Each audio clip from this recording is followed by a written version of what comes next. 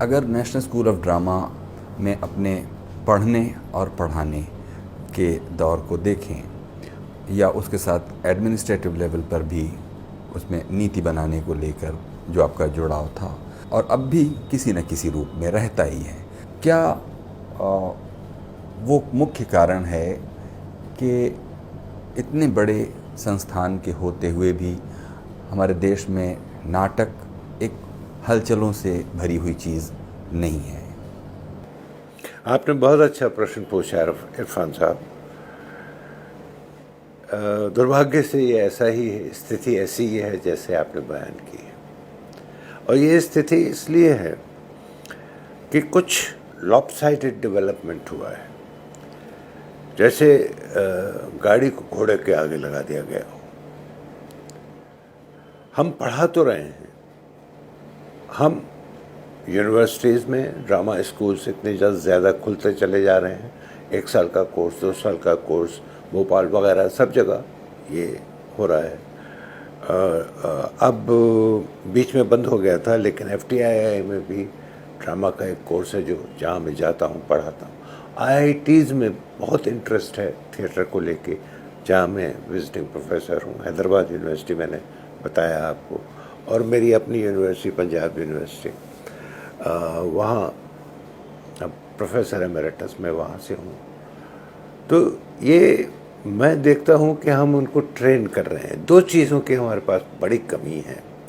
एक तो विजन नहीं है, इसके पीछे कोई दृष्टि नहीं मुझे दिखाई देती कि हम इनको क्यों ट्रेन कर रहे हैं और क्यों खोले चले जा रहे हैं हम ये ड्रामा स्कूल्स। दूसरी बात कि हमने कभी सोचा कि हमारे पास क्या काबिल टीचर्स हैं?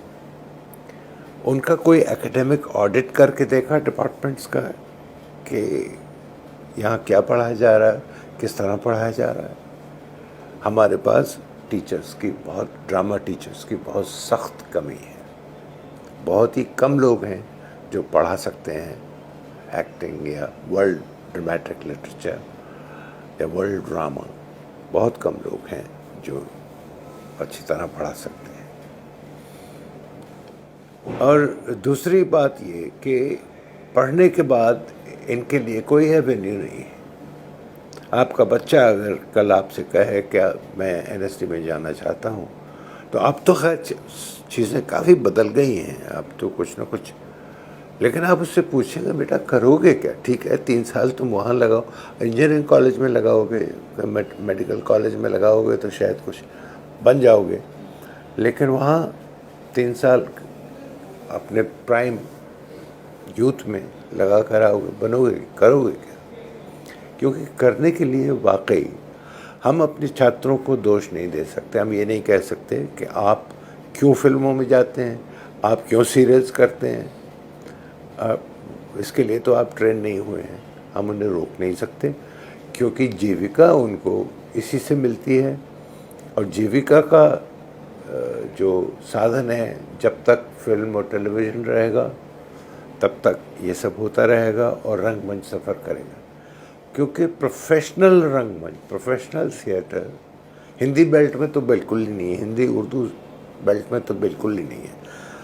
मैं हमेशा कहता हूँ कि हमारे देश में कोई प्रोफेशनल थिएटर नहीं है। अच्छा एमेच्योर थिएटर है या बुरा एमेच्योर थिएटर है। There is no professional theatre in our country. तो ये 2 चीज़ें जो हैं, एक तो टीचर्स की कमी और एक प्रोफेशनल एवेन्यूज़ नहीं है थिएटर में।